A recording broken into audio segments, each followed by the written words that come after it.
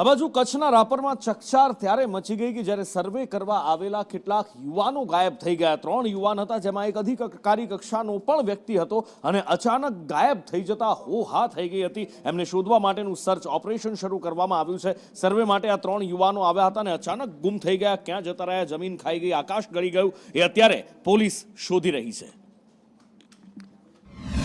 Private કંપનીના એક surveyor, એક અસિસ્ટન્ટ અને ડ્રાઈવર બેલા બીઓપી ખાતે એન્ટ્રી કરી રણ વિસ્તારમાં રોડનો સર્વે કરવા માટે ગયેલ હતા। ત્યારબાદ ડ્રાઈવર મોહમ્મદ ગની ખાન દ્વારા બંને જણા પરત ના આવતા બેલા બીઓપી ખાતે સંપર્ક કરવામાં આવતો।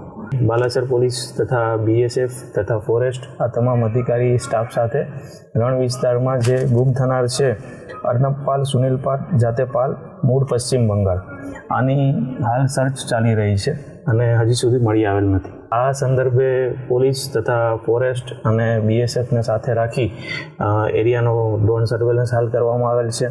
તેમજ ગામ લોકોની પણ મદદ લઈ રણ વિસ્તાર અને રણની કાંધીના વિસ્તાર